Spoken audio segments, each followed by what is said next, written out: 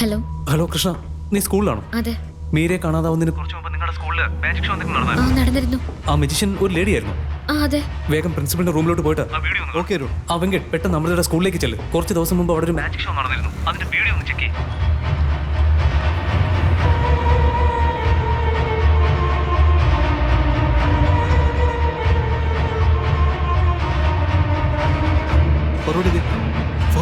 Forward. Pause.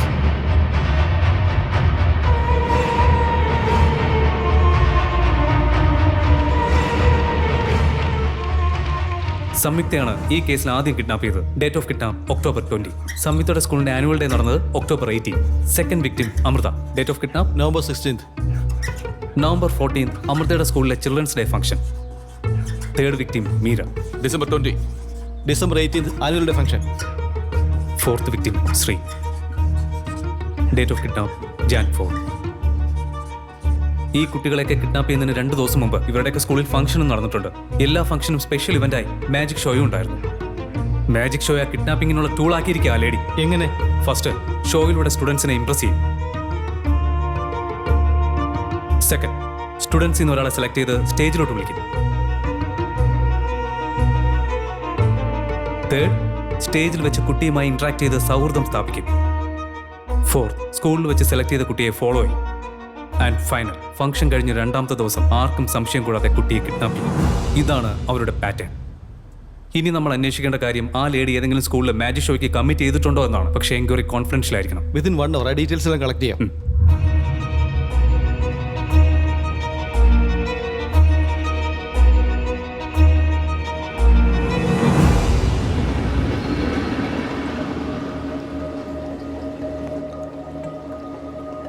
Arun, ഈ മാസം 17ന് mother Teresa സ്കൂളിൽ ഒരു മാജിക് ഷോ ഉണ്ടായിരുന്നു. ആ ലേഡി തന്നെയാണ് മാജിക് ഷോ നടത്തിയത്.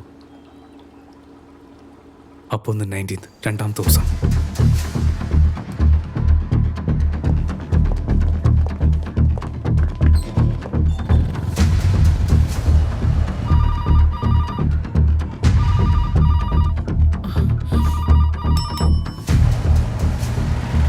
ടൈം ആയിട്ടുണ്ട്, വേഗം പോയി ബെല്ലടിക്കും.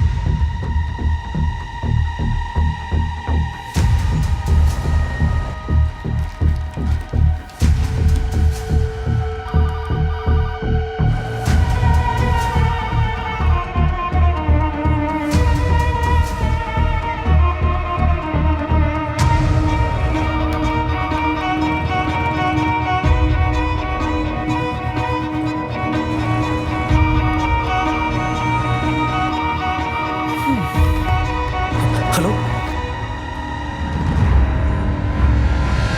സുധാകര, ഒരു 10 മിനിറ്റ് വെയിറ്റ് ചെയ്യ.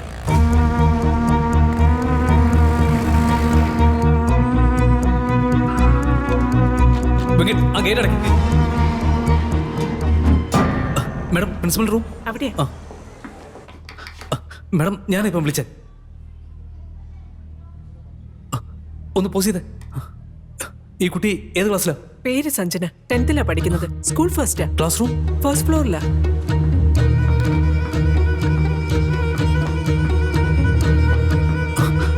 നിങ്ങളോട് വെയിറ്റ് ചെയ്യാൻ. എന്റെ പേര് അരുൺ, ഞാൻ പോലീസിൽ നിന്നാണ്. ഓക്കെ.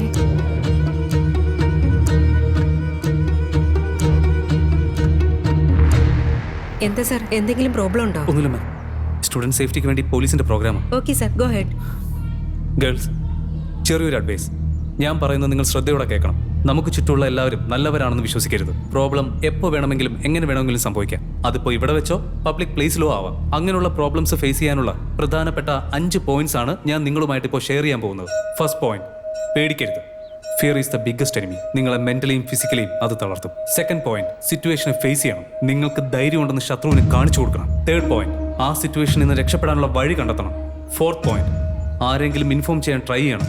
ഫിഫ്ത്ത് പോയിന്റ്, ഇനി നിങ്ങൾക്ക് ഇതിനൊന്നും കഴിഞ്ഞില്ലെങ്കിൽ നിങ്ങളുടെ സർവ്വശക്തി ഉപയോഗിച്ച് ശത്രുവിന് നേരെ അറ്റാക്ക് ചെയ്യണം. നിങ്ങൾക്കൊരു കാര്യം അറിയോ? ഈ ലോകത്ത് പ്രസവ വേദനയേക്കാൾ വലുതായിട്ട് വേറൊരു വേദനയുമില്ല. നിങ്ങളുടെ സ്ട്രെങ്ത് നിങ്ങൾ മനസ്സിലാക്കണം. So be confident, be brave. ധൈര്യമായിട്ട് മുന്നോട്ട് പോകും. സപ്പോർട്ട് ചെയ്യാൻ ഞങ്ങൾ പോലീസുണ്ട്. എല്ലാവരുടെ കയ്യിലും ഫോൺ ഉണ്ടല്ലോ? അയ്യോ, ഒരു കാര്യം പറയാൻ വിട്ടുപോയി. പ്രിൻസിപ്പൽ മാഡത്തെ കാണണമെന്ന് പറഞ്ഞു. ഓക്കെ. ഇനി പറ, ആരുടെ കയ്യിൽ ഫോണുണ്ട്?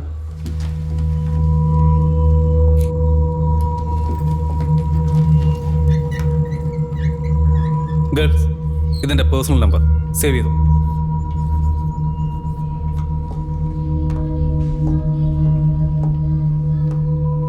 നമ്പർ സേവ് ചെയ്തോ മോളെ? നോട്ട് ചെയ്തിട്ടുണ്ട് സർ. ശരി, നോക്കട്ടെ.